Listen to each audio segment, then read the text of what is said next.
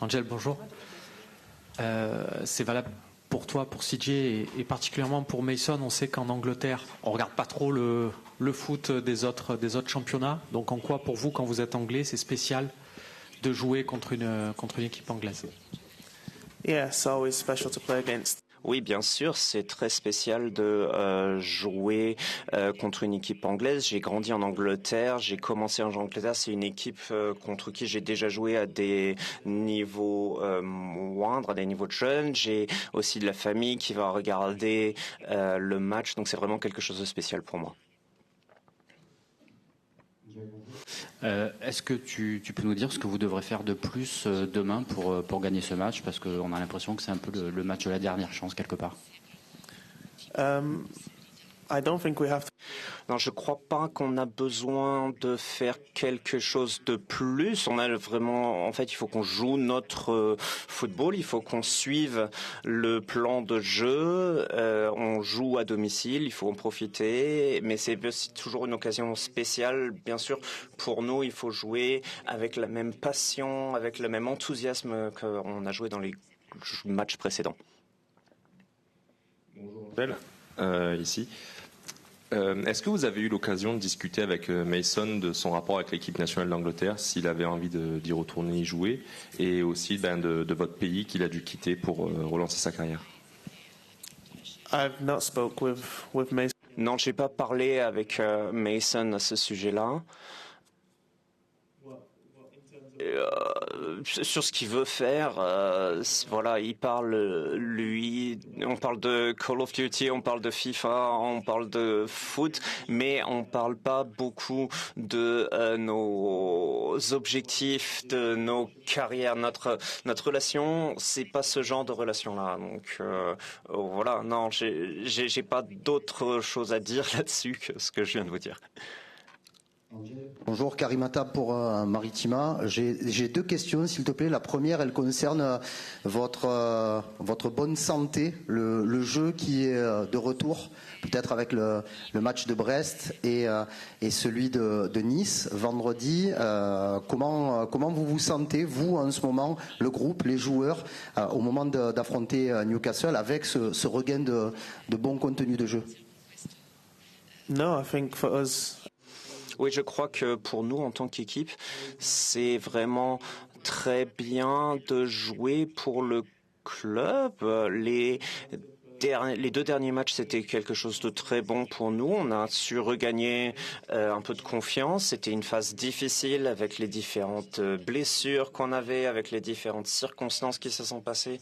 Mais on essaye toujours de retrouver, de garder le positif. Et c'est ce qu'on fait vraiment dans tous les matchs qu'on fait. Donc demain, c'est une autre occasion de rester positif et de jouer notre football.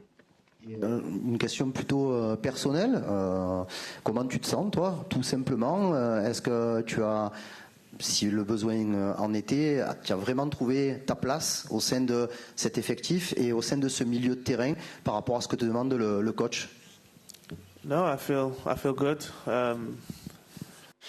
Oui, je crois que je suis toujours en phase d'adaptation, hein, pas forcément en ce qui concerne la Ligue 1, mais surtout je m'adapte dans une équipe, dans un nouvel environnement, c'est vraiment différent. Mais sinon, je me sens bien, je me sens vraiment, tout le monde s'occupe pour qu'on se sente le mieux possible, le staff, donc voilà, non, je me sens bien. Ici, Camille Cadoum pour jouer la Marseillaise. Deux petites questions. Je vais d'abord te demander, pour toi, face à Newcastle, quelle va être la clé de ce match-là? On voit que Newcastle, c'est une équipe qui joue avec beaucoup d'intensité. On l'a vu notamment sur ce match face à Manchester City, leur dernier match. Voilà, raconte-nous comment toi tu vois ce match-là.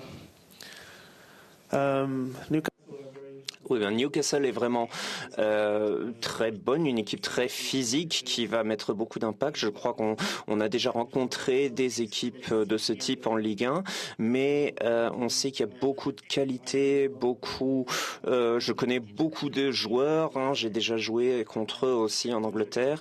Je sais que ça va être un test très compliqué, mais vraiment Ici au Vélodrome, c'est toujours un endroit spécial. La Champions League, c'est aussi quelque chose de très spécial. Donc vraiment, on a hâte de se retrouver sur le terrain demain. Tu as joué il y a quelques années du coup en Première Ligue. Depuis ton départ, comment tu analyses, comment tu regardes l'évolution qu'a eu ce club de Newcastle, qui était considéré peut-être comme un club mid, peut-être il y a quelques années, aujourd'hui qu'on voit au top à peu près, en tout cas peut-être dans le Big Four ou dans le top 5 aujourd'hui en Angleterre.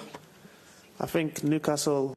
Oui, je crois que Newcastle en Angleterre a toujours été bien considéré en Angleterre. Hein. Je crois que c'est un club spécial en Angleterre qui a eu beaucoup de fans. St James's Park, c'est aussi un endroit très très intéressant, très chaud pour jouer.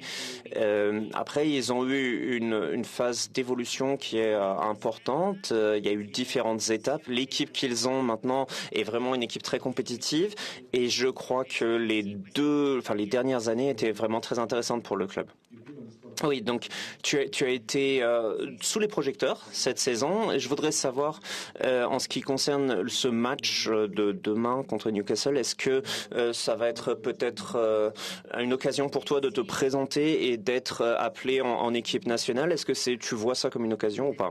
Every game. Oui, je crois qu'en fait, il y a toujours une certaine pression avant ce genre de match. Et on a toujours l'occasion de briller et de montrer quelque chose sur le terrain. Et bien sûr, la Ligue des Champions, la Champions League, c'est le niveau le plus haut du foot européen. Donc c'est toujours une excellente occasion de jouer ce genre de match.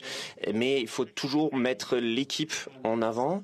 Et il faut toujours qu'on joue ensemble.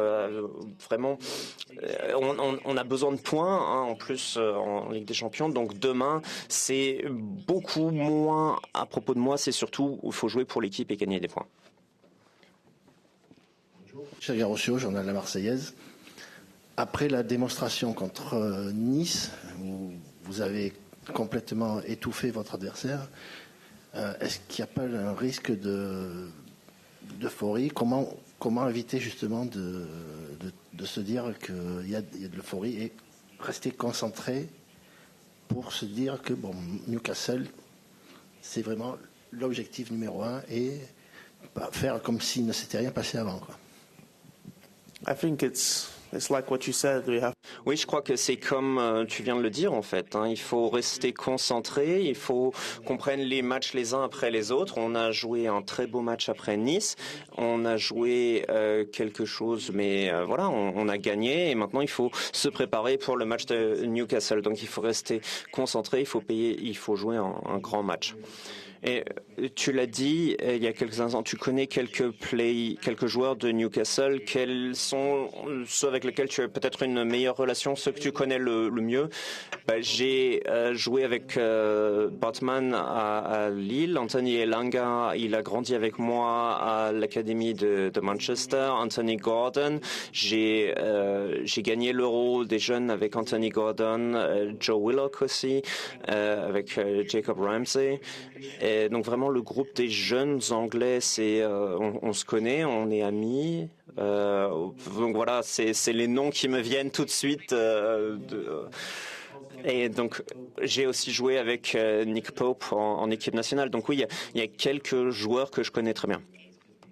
Et je sais que tu connais aussi très bien Mason Greenwood. Est-ce que tu peux nous dire peut-être une idée pour le public anglais, comment est-ce qu'il s'adapte ici à Marseille, sur le terrain, en dehors du terrain, parce que on sait qu'il est capable de jouer très très bien. Oui, ça dépend toujours de l'environnement dans lequel on évolue, dans lequel il évolue. En tout cas, ici à Marseille, il est apprécié par tout le monde. Il travaille très très fort. Moi, je le connais aussi depuis tout petit. Je crois que c'est peut-être une des personnes que je connais le mieux. Mais il faut demander aussi au staff, il faut demander aux autres personnes du club. Et sur le terrain, on voit qu'il aime jouer, on voit qu'il fait de bonnes performances. En tant que coéquipier, l'entente est parfaite, et en tant que personne, on s'entend bien aussi. RMC Sport, est-ce que vous considérez que ce match, c'est un peu la dernière chance, ça passe ou ça casse comme on dit, il faut absolument gagner pour avoir encore des chances de se qualifier? Est-ce que pour toi c'est comme une finale presque? Oui. Je crois que pour nous, on traite en fait tous les matchs comme des finales. Ça va être un match très difficile, on ne se voile pas la face.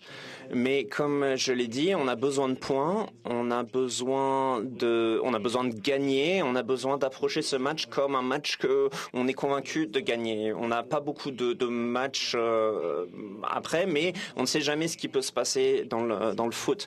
Donc voilà, on reste optimiste et on prend les choses petit à petit. Lève la main pour qu'on te voit.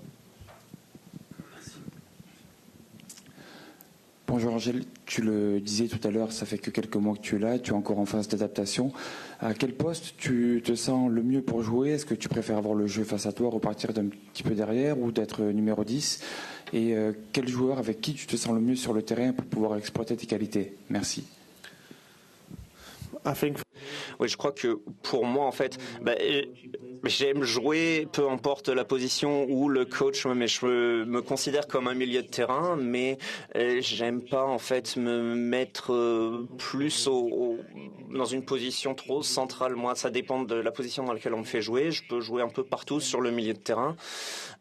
Et plutôt en ce qui concerne mes relations avec les coéquipiers, avec les joueurs, j'ai joué vraiment avec Mason Greenwood depuis qu'on est tout petit, depuis qu'on a 6 ans, donc je crois que j'ai une très bonne relation avec lui.